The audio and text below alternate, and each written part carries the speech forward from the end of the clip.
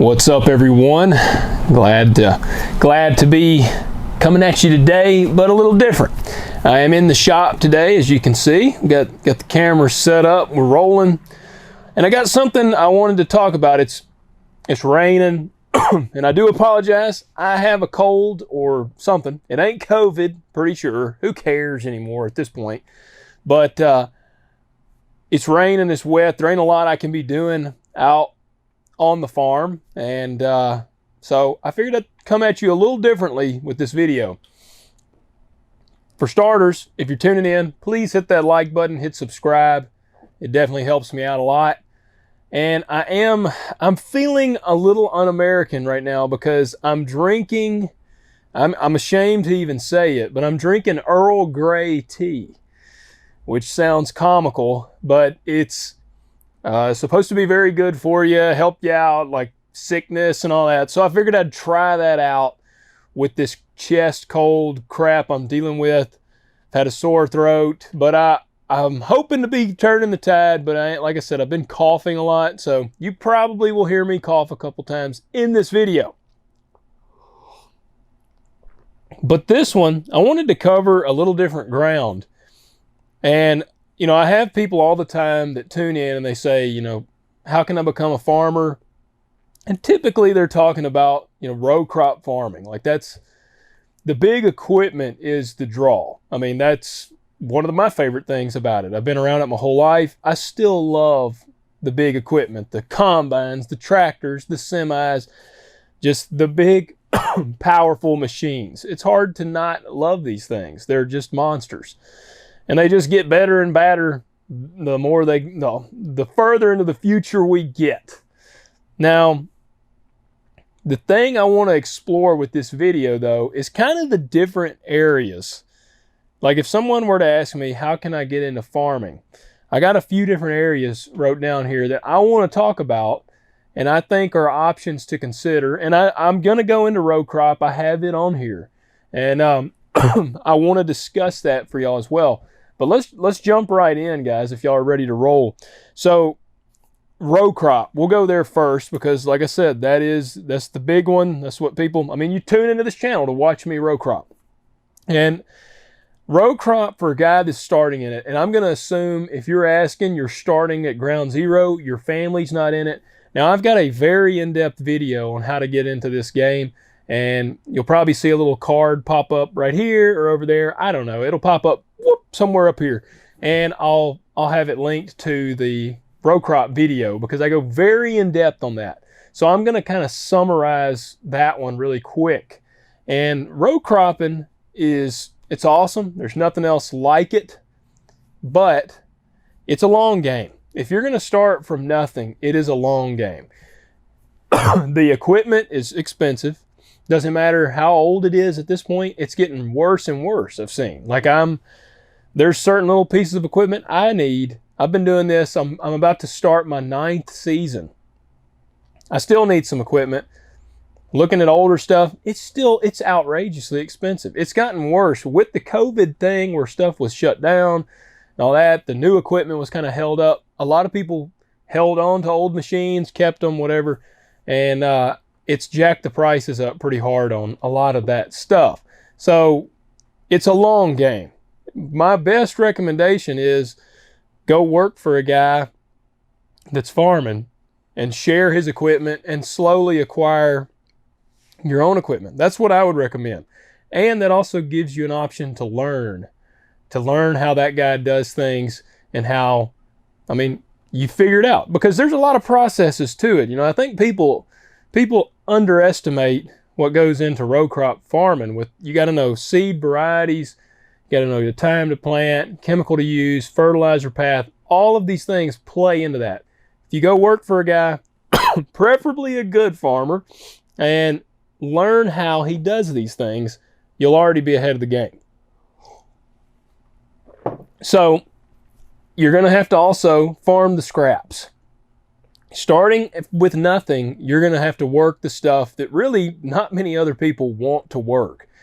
And that just kind of comes with it. The bad thing about this is it's very inefficient. When you start farming the little 10 and 20 acre farms all over, because that you might have to do that.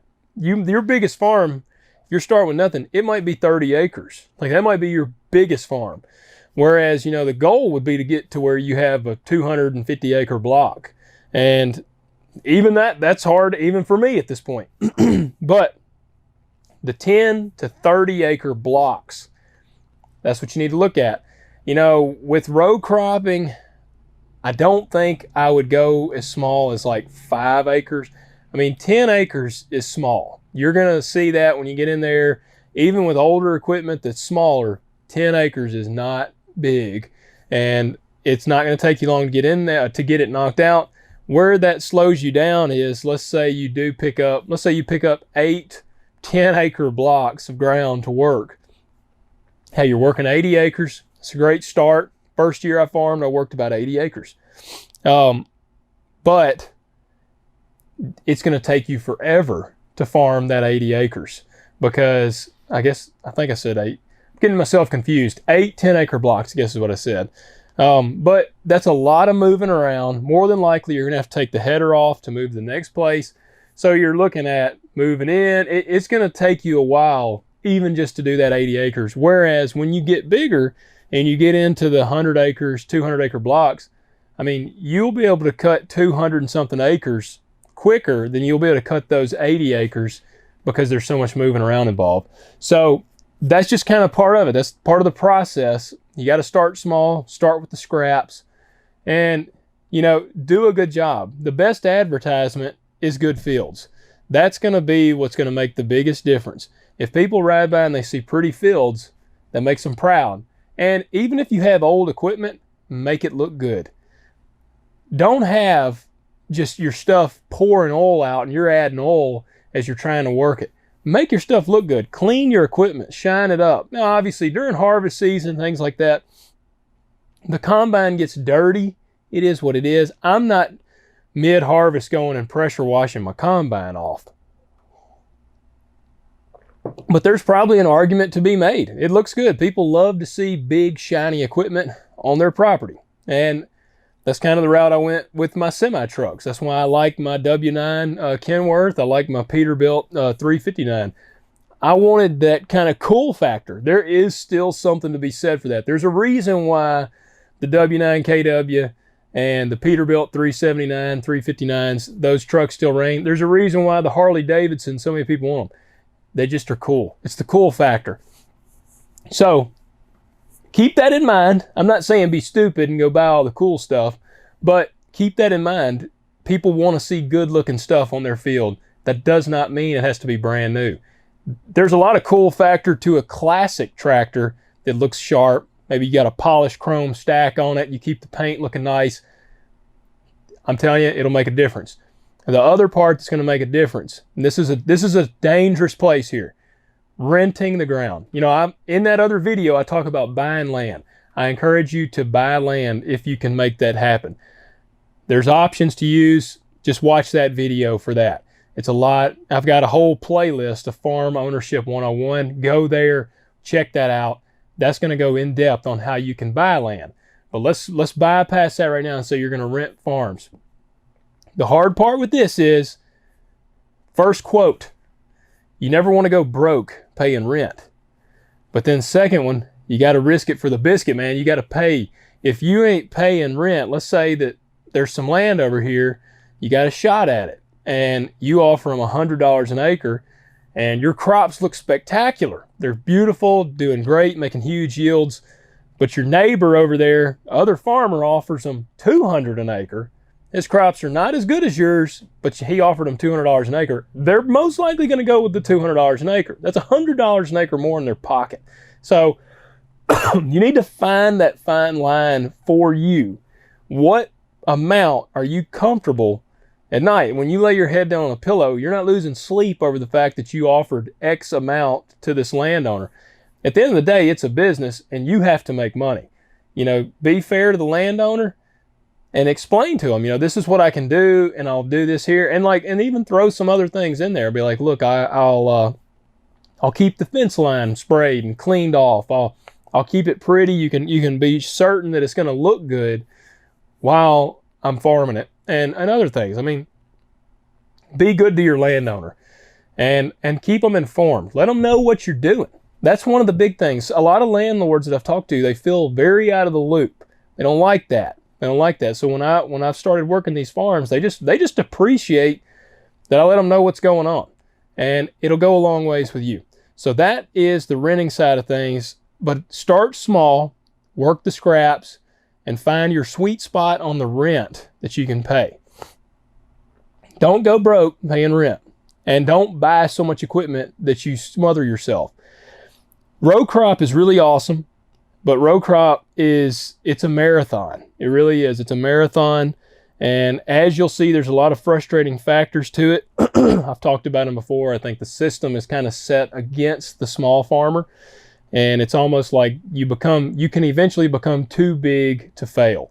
And that shouldn't be the case. There should always be a risk involved that kind of keeps the playing field level. It's very one-sided these days. So you'll see all that as you get into it, and it's very cutthroat. Apologize for all the coughing, but it is very cutthroat. Pick your friends wisely. All right, that's row crop. Like I said, I don't want to just beat the crap out of that one. Probably went a little longer on it than I even intended to, because I've got some good videos on it. Check out on the channel. The second option that I would put, and these are not ranked. This isn't like this is your first best option, then they get worse as you go. No, these are just several options that I think you should consider. Agritourism. And this one's going to kind of lump into, it'll kind of all intermingle the rest of these somewhat. Agritourism is it's a relatively new industry. Somewhat. You've been seeing it, the corn maze, your local corn maze in your area, that's technically considered agritourism. This industry, it's a showing, like the statistics, when they look at it, it's steadily increasing, it's steadily growing with time. And that could mean a petting zoo, where, you could come in, you could have people, you have goats, some sheep, maybe some of them small cows. I mean, you could have a cow. I mean, heck, if people want to come, you got a cow that's really friendly, let them come in there. Rabbits, kind of throw it in the mix. And one of the cool things to agritourism is it's not big acres required. Now, the one difficulty to agritourism, I would say it'd be wise to own the land. Now, I mean, that's not a has to be kind of thing. If you find some land and you can work it out with the landlords, I don't know how you rent land for agritourism, especially if you're going to put permanent structures on it, like a bathroom, for instance. Let's say you're going to really go into it. You want to put a pavilion and some restrooms or something on there. That's going to be a tough one. The cool thing with agritourism, the state now has certain funding. At least here in Tennessee, the state will pay some portions of the things that you are wanting to put up. If you wanted to put up restrooms, the state will actually pay a portion of that. Now, you have to go through like their farm manager course or something. They have some prerequisites. Once you meet those prereqs, then you can get up to 35% or something. Now, there's a max cap. I don't remember what the amount is, but I just know you can get state funding. But the cool thing with this is the diversity of what you can do. I mentioned a petting zoo. You could do a Christmas tree farm and have people come cut down their own tree.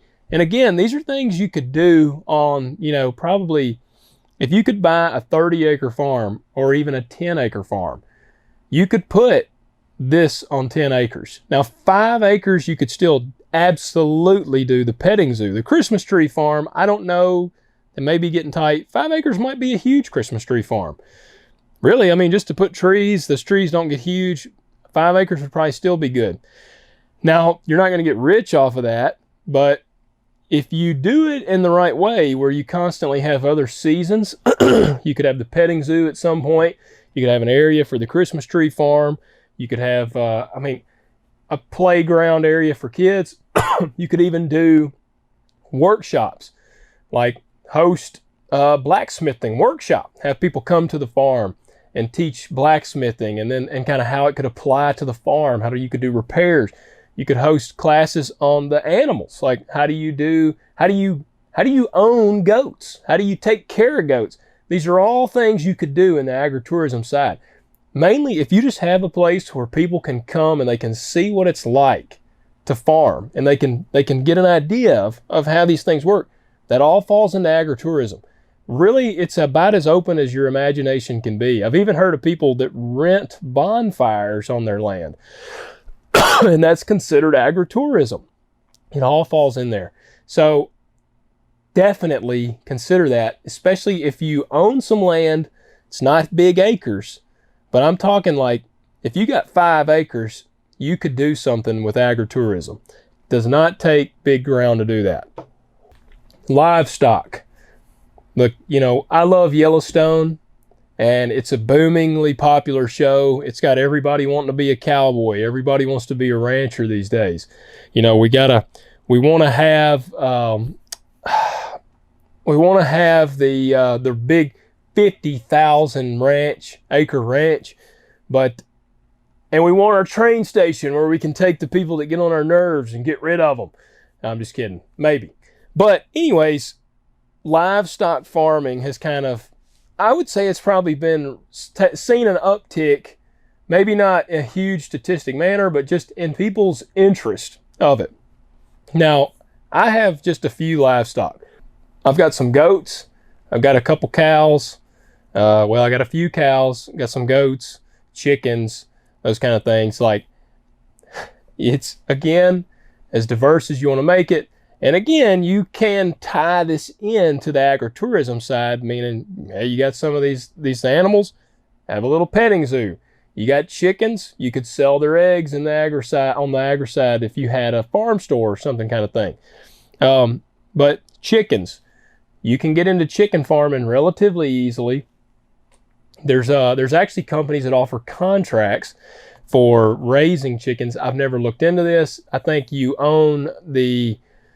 have to maybe put up the buildings and they come in. Now you're getting pretty big scale at that point, but I do know a guy that at one time, I think he had around 3,000 chickens and he was selling the eggs. I don't remember if that was contract or private, but there's a lot of different things on livestock. People don't look at chickens very much, I don't think. Immediately we go to cows, and cattle is great. I've grown up around cattle all my life. There is something awesome about looking out the window and seeing that herd of cattle right out there in the field. I just love it. But there's a lot of other things, because here's the deal, especially with cattle. If you're going to do just your standard cow-calf herd, or, backgrounding, like do some commercial beef kind of thing, it's probably going to always be a side gig. Now, I say that because you have to sell a large quantity of head in order to make a good living. My cousin, Bobby Lee, I've mentioned him many times on this channel. We do the podcast Talk Dirt to Me together. He runs Hurricane Creek Farms, and he's big in the background in cattle, and he makes him it's a nice side gig that he's doing. But we've talked about, it's hard to make it as a living, because let's just say a guy wants to make, let's say you want to make $50,000 a year. You will have to sell, you're talking most of your background in cows or something like that. You shoot for probably $100 to $200 per head profit. So what is that? Here you go, guys. I'm showing my lack of math ability here.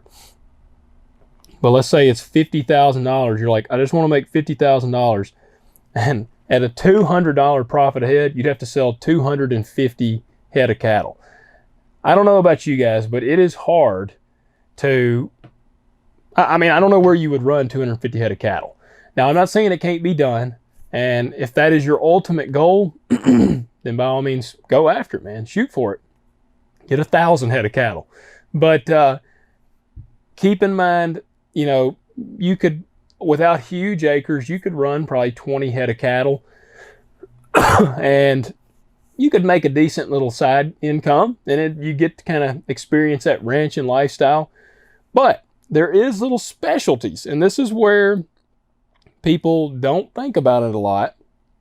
We go straight to the row crop, I want to do this, or we go straight to, I want to just run commercial beef, boom, that kind of thing. Whereas there's a lot of specialty markets in there.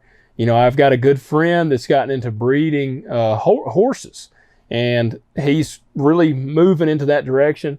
And it's no telling where that could go, because as he specializes, gets that bloodline tightened up, the value of his colts go way up, and eventually that kind of thing could become a full-time job. It's the same on the livestock. You know, I've jokingly tried to get my cousin to go in on this. He does not have a desire to, and if I looked at it seriously, I probably wouldn't either. But the bucking bulls, there's, you know, Phenom Genetics and all these others that are doing that, and it's really fascinating to me. They breed these bulls and train them for the PBR or these other rodeos for the bucking bulls. And if you get into that kind of niche thing, or you could breed the bulls and grow these bulls to tighten, just like with the colts, tighten up their bloodlines and get them honed in where you could sell straws of their semen and other things for high dollar. That's the thing. If you purely want to make a living on there, I would urge you to look kind of deeply into some of the specialty markets. You know, I'm talking to the point where you might only have 20 acres, but you've got some of the most high dollar, like high value bulls, straws, colts, those kind of things that people seek out. Build your name with that. That's one thing I would consider on the livestock. Again, don't overlook chickens. I mean, look at just kind of broaden your horizon on that a little bit. There's a lot of different avenues that we all kind of get a little bit of tunnel vision on this, but if we'll look kind of in the bushes a little bit, you might be like, man, now that's something I've never really heard of, seems kind of niche, but I think I could carve something out in that. By all means, give it a shot.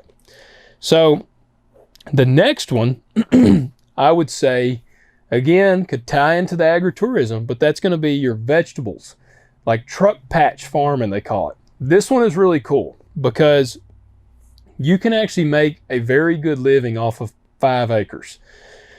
Now, it's hard work. Vegetable farming in general is hard work because most of it is manual labor. Whereas, you know, row cropping, we've got the planters, we got the sprayers. Everything is it's built for efficiency over large number of acres. Some of the vegetable stuff is not to that point yet. Now, there are your big vegetable farmers. They've got the planters. The dude sits on the back of and drops the plants in it, plants them and all that. You got 5 acres, you're doing this just starting out, you ain't gonna have that. That means you're gonna most likely you can build you something. This is where innovation will really help you out. If you're creative and innovative, you could probably build your own planter. But some of the things that you'll plant, like for me, pumpkins, for instance, I have to hand plant all of my seeds. And I'll go and just plant them. Now, I did just purchase a plastic mulch, like it lays the plastic down, makes a bed, does all that. And I'll just cut out and then plant the seed. So that'll help me for weed control.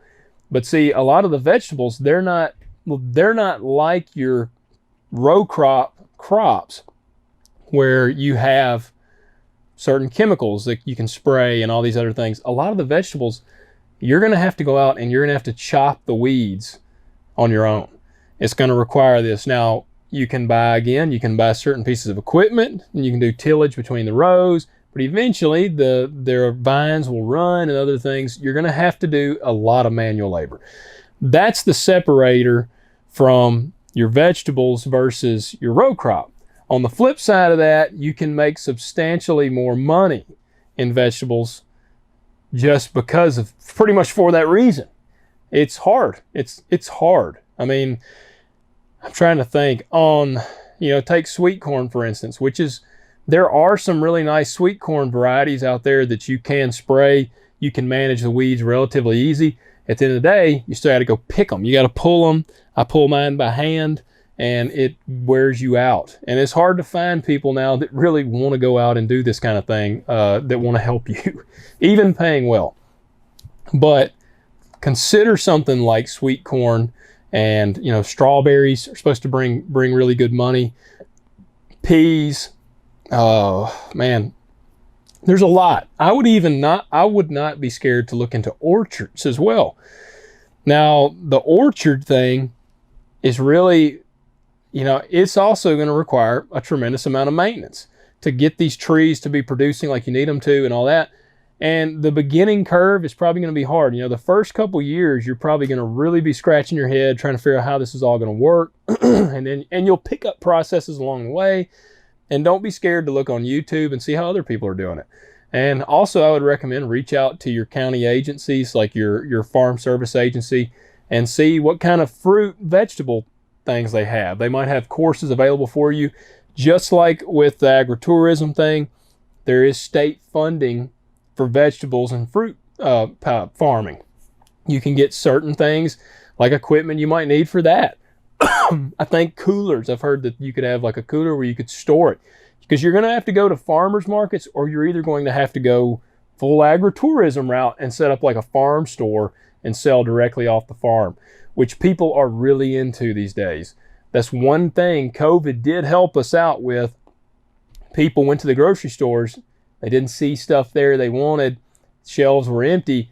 And then they were like, man, I can go straight to the farms and find this stuff. It's fresher and it's available. Now, the price is not going to be necessarily cheaper. That's one of the things people kind of confuse. On some stuff, the price will be cheaper. On other things, the price might be higher.